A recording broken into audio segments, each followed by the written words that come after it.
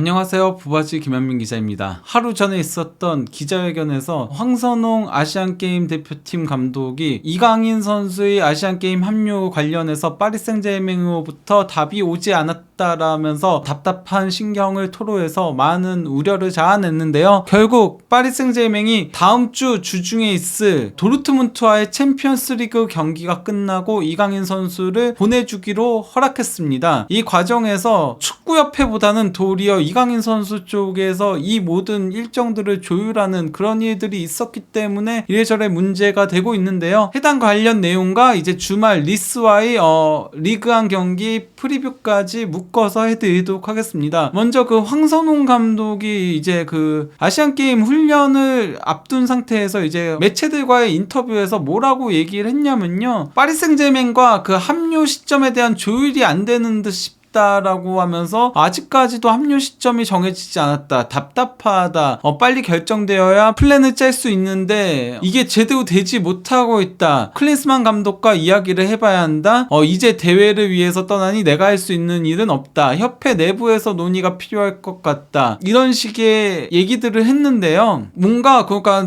축구협회 내부에서도 소통이 되지 않는 모습이었죠. 실제 그 축구협회 관계자는 그 14일에 황선홍 감독이 이강인 선수의 합류 시점을 발표할 것이다라고 얘기했고, 근데 정작 황선홍 감독은 전혀 모른다라고 얘기하고, 또 이제 그 다른 매체 쪽에서 나오는 이야기들에 따르면은 클린스만 감독과 함께 잉글랜드로 출장을 떠난 축구협회 직원의 이메일에 이제 그 파리 생제르맹과의 협의 사항들이 있다라는 식의 각각 다른 얘기들이 나오고 있었어요. 무엇보다도 축구협회가 이거 아직까지도 처리 못하고 있었다라는 거는 굉장히 문제가 심각한 건데요. 거기다가 이제 황선홍 감독님 도 이전 기자회견에서도 약간 좀 이강인 선수가 이 문제들을 해결해야 한다, 이런 식의 얘기를 했는데, 이번에도 조금 이런 식으로 이강인 선수 쪽에다가 떠넘기는 인상이 짙었습니다. 이러한 가운데 그 이적시장 전문 기자인 파브리치오 로마노가 그 파리 생제르맹이 이강인을 아시안게임 참석에 있어서 그린라이트를 주기로 결정한 것으로 보인다, 파리 생제르맹은 이강인의 아시안게임 참가를 허락할 것이다 라고 한 거고요. 또 이제 그 프랑스 쪽에서 뭐 공신력 1티어급으로 불리죠. 레키프의 로익 탄지 기자 역시도 파리 생제르맹이 이강인의 아시안게임 참가를 허락했다, 이강인은 다음 주에 파리 생제르맹을 떠날 것이다 라고 이제 SNS 글도 올렸고, 또 이제 기사도 올린 건데요. 기사 내용을 놓고 보면요, 대한민국 공격수 이강인은 중국에서 9월 19일부터 10월 8일까지 열리는 아시안게임 참가서를 구단으로부터 받았다. 최근 며칠 동안 한국에서 논란의 중심에 있었던 이강인이 드디어 아시안게임에 참가한다. 이번 주 목요일 파리 생제르맹으로부터 대회 참가 허락을 받았다. 올 여름 마요르카에서 2200만 유로에 이적해온 이강인은 몇 주 동안 허벅지 부상을 입었고 앞으로 며칠 안에 대회의 장소인 중국으로 날아갈 예정이다. 아시안게임은 피파에 공식적으로 포함된 대회가 아니기에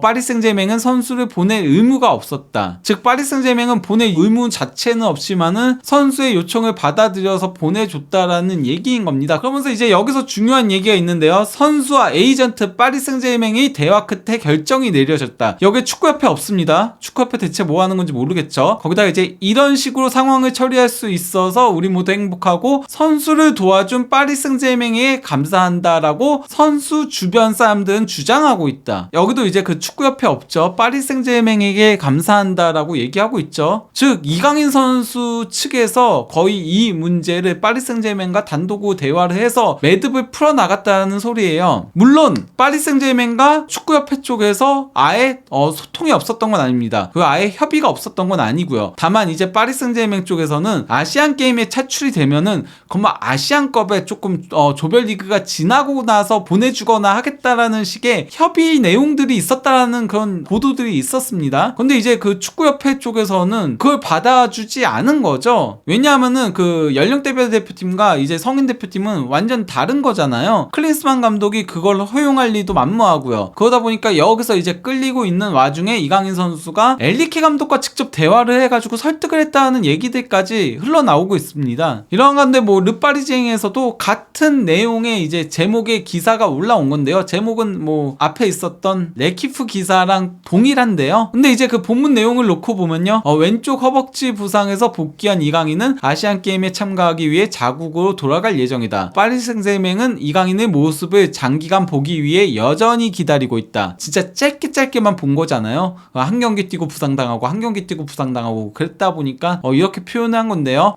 여름 초 마요르카에서 2200만 유로에 영입된 이 미드필더는 파리에서 좀처럼 경기 호흡을 맞추지 못했다. 7월 21일 열린 르 아브르와의 첫 평가전에서 부상을 당한 이강인은 툴루즈와의 리그왕 개막전에서 또다시 부상을 당해 랑스와 리옹전에 연달아 결장했다. 이강인은 이번엔 건강과 무관한 이유로 결장한다. 파리 생제맹은 대한축구협회와 9월 23일부터 10월 9일까지 열리는 아시안게임 참가에 원칙적으로 합의했다. 이는 챔피언스리그 2차전 뉴캐슬전과 마르세유와의 빅매치를 결장해야 하는 중요한 일정에 해당한다. 마르코 아센시오가 부상 후 한 달간 결장하는 가운데 파리는 새로운 공격수 없이 해당 기간을 보내야 한다. 다행히 파리는 이적시장 데드라인에 바르콜라, 곤살로 아무스, 우스망 덴벨레, 콜로 무아니 그리고 은바페까지 1군 팀에 합류시킬 수 있게 되면서 상당히 밀집된 공격진을 구축하고 있다. 뭐 은바페 같은 경우는 원래 파리 소속이지만 전력 외로 분류가 됐었잖아요. 그가 보드징들과의 마찰 때문에 방출자 명단에 있었는데 다시 1군에 합류하게 되면서 그러면서 현재 공격진 자체는 풍족하다라는 얘기인 겁니다. 그리고 이제 가장 늦게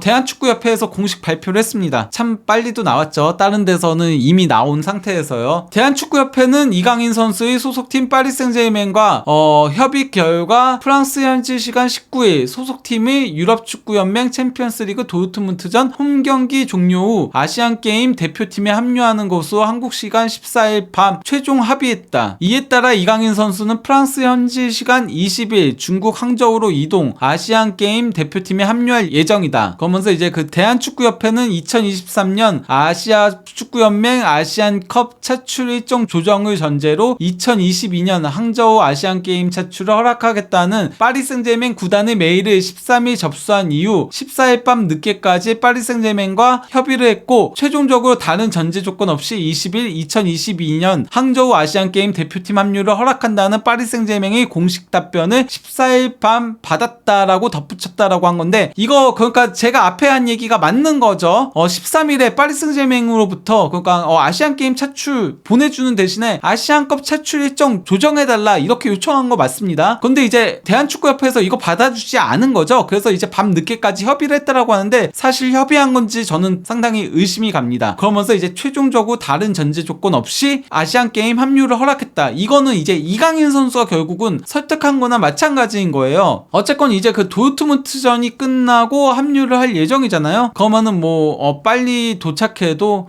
거의 20일 밤 아니면 21일 오전에 도착할 예정이니까, 그러면은 이제 그 아시안게임 조별리그 2차전인 태국전까지는 사실상 출전이 불가능하다라고 할 수 있죠. 뭐 시차 적응도 있고 장기 비행에 대한 그 여독도 풀어야 되니까 이강인 선수가 실질적으로 처음으로 이제 그 아시안게임에 출전하게 되는 거는 바레인과의 조별리그 최종전이 될 걸로 보입니다. 9월 24일 경기인 거죠. 그리고 만약에 이제 그 대한민국 아시안게임 대표팀이 결승까지 올라가서 금메달을 획득하게 된다면은 결승전 일정이 이제 10월 7일에 있거든요. 그리고 이제 곧바로 넘어온다라고 하더라도 스타드렌과의 경기는 리그 경기는 사실상 뭐 출전이 불가능하다라고 할 수 있겠죠. 즉 이강인 선수는 25일 마르세유와의 리그왕 라이벌전, 그리고 또 이제 클레르몬과의 리그왕 10월 1일 리그왕 경기, 그리고 뉴캐슬과의 10월 5일 챔피언스리그 조별리그 2차전, 그리고 스타드렌과의 10월 9일 리그왕 경기까지 결장하게 된다라고 할 수 있겠습니다. 총 4경기 결장하게 된다라고 보면 되는 거죠. 물론 뭐 조기에 탈락한다면은 그러면은 일찍 돌아오겠지만요. 근데 현재 파리 생제르맹의 상태가 그렇게 좋지 못해요. 은바페도 A매치 기간에 경미한 부상을 당해서 그것 때문에 이제 그 독일하고의 평가전에선 결장을 했죠. 뭐 다만 이제 은바페는 큰 부상은 아니어서 팀 훈련에 훈련에 이제 그 참여를 한 상태고요. 아센시오는 이제 발부상으로 최소 9월 말까지 그리고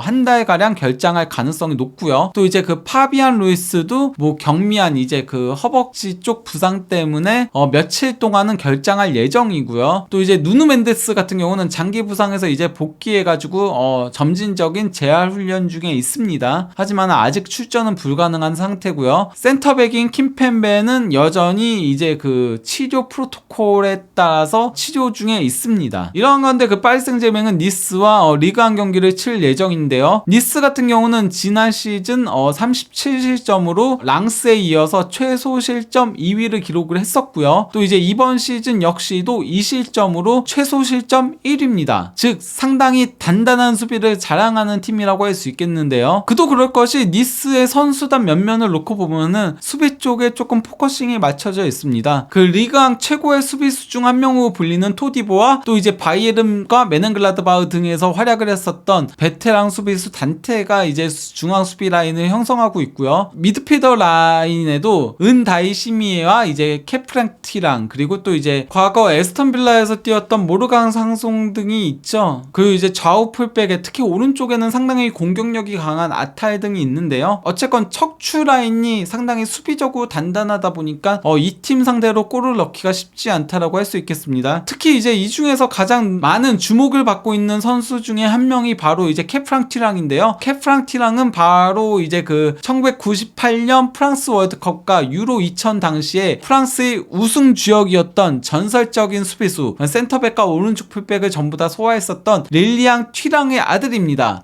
그리고 이제 케프랑 튀랑의 형인 마르크스 튀랑은 현재 인테르에서 공격수로 활약하고 있고 뭐 프랑스 대표로 지난 카타르 월드컵에도 나갔었는데요. 케프랑 튀랑 같은 경우는 2001년생 이강인 선수와 동갑내기고요. 또 이제 192cm의 큰 키를 자랑하는 중앙 미드필더입니다. 그리고 프랑스 대표팀에도 승선해가지고 지난 3월에 형과 함께 프랑스 대표팀에서 동시에 뛰는 그런 영예를 얻기도 했었죠. 근데 이제 그 케프랑 튀랑 같은 경우는 일단 수비 쪽에 상당히 강점이 있습니다. 여기 그래프를 놓고 보면은 노란색이 이제 일반 평균 선수들의 기록인 거고 초록색이 이제 그 케프랑티랑의 그래프인 건데요. 수비 쪽이 유난히 크게 차이를 내고 있죠. 경기당 그 가로채기 1회와 태클 3회 그리고 또 이제 볼 리커버리 4회를 기록하고 있습니다. 그리고 이 선수가 상당히 이제 키패스에도 강점이 있어요. 그런 찬스 메이킹에도 능력이 있는데 빅 찬스 메이킹이 2회 있고요. 또 이제 그 경기당 키패스가 2.7회에 달합니다. 나름 볼을 끌고 올라가는 능력까지도 있는 다재다능한 선수지만은 다만 이제 그 공격적인 능력은 다소 떨어지고 뭐 창의성이라던가 전술적인 부분이라던가 기술적인 부분이라던가 무엇보다도 수비에 강점이 있는 미드필더라고 할 수 있겠습니다. 그러면 이번에는 예상 라인업을 살펴보도록 하겠습니다. 뭐 파리 생제맹은 은바페가 뭐 부상이 크지 않아서 선발 출전한다면 은바페가 왼쪽 그리고 최전방 공격수는 무아니와 하무스 둘 중에 한 명이 나올 걸로 보이죠. 아마도 저는 무아니가 파리 생제맹의 주전 공격수 자리를 맡게 될 거라고 보이긴 하지만은 무아니가 이제 이적 시장 데드라인에 왔잖아요. 그러니까 하무스가 선발 출전할 가능성도 배제할 수 없고요. 오른쪽 윙은 뭐 덴벨레죠. 그리고 미드필더는 우가르테를 중심으로 해가지고 이제 비티냐와 자이르 에메리가 선발 출전할 걸로 보입니다. 이강인 선수는 부상에서 갓 복귀했기 때문에 선발 출전은 어려운 상태죠. 그리고 좌우 풀백은 리카 에르난데스와 하키미 그리고 중앙 수비는 슈크리니아르와 마르키뉴스 그리고 골문은 돈나룸마 골키퍼가 지킬 걸로 보이고요. 이제 뭐 니스 같은 경우는 모피 최전방 공격수의 라보르드 디오프 좌우윙 그리고 또 이제 은다이시미에를 중심으로 튀랑과 상송이 이제 중원을 역삼각형 형태로 구축할 걸로 보이고요. 또 이제 그 바르와 아탈 좌우 풀백의 단테와 토디보 중앙 수비에 볼카 골키퍼가 이제 골문을 지킬 걸로 보이는데요. 근데 이제 그 워낙 중앙이 단단하다라고 했잖아요. 그러다 보니까 그리고 이제 수비 라인도 단단하고요. 만약에 은바페까지 결장하게 된다면은 파리가 그 니스의 단단한 수비 라인을 뚫기 힘들 수도 있습니다. 그럴 경우에는 이강인의 교체 투입도 충분히 고려해 볼 수 있다라고 할 수 있겠죠. 왜냐면은 미드필더 라인에서는 이강인 선수가 가장 창의적인 선수에 해당하니까요. 그래서 르파리징에서도 이강인이 창의적인 미드필더 역할을 수행하게 될 것이다라고 보도들이 나오기도 했고요. 그러면 이제 그 파리의 향후 일정을 살펴보도록 하겠습니다. 니스전이 끝나고 나서 파리는 이제 도르트문트하고의 챔피언스리그 홈 경기를 치르고요. 그리고 이제 그 마르세유와의 라이벌전이 있죠. 이 경기는 굉장히 중요하다라고 할 수 있겠습니다. 그리고 이제 클레르몬과의 스타스부르와의 원정 경기 이후에 다시 이제 챔피언스리그 조별리그 뉴캐슬하고의 2차전 원정 경기가 있고요. 그리고 이제 스타드렌 원정, 그리고 스트라스부르와의 홈 경기, 그리고 AC 밀란과의 챔피언스리그 조별리그 3차전, 그리고 브레스트와의 원정 경기가 있는데요. 상당히 까다로운 일정이라고 할 수 있어요. 클레르몽전 제외하면은 하나같이 쉽지 않은 경기들입니다. 그 스타드렌 같은 경우도 최근에 계속 좋은 성적을 내고 있는 팀이고요. 스트라스부르도 비에이라 감독 체제에서 거기다가 이제 그 첼시와 자매결연을 맺으면서 첼시의 유망주들을 상당히 많이 데려오면서 이번 시즌 초반에 좀 좋은 모습 보여주고 있고요. 브레스트 같은 경우도 현재 그 리그왕 5위를 달리고 있습니다. 과연 이강인 선수 없이 4경기를 치러야 하는 파리가 이 죽음의 일정들을 잘 돌파할 수 있을지 한준TV에서 각각 리그 경기들이라던가 챔피언스 리그 경기들이 끝나면은 또 분석 영상들을 올려드리도록 하겠습니다. 감사합니다.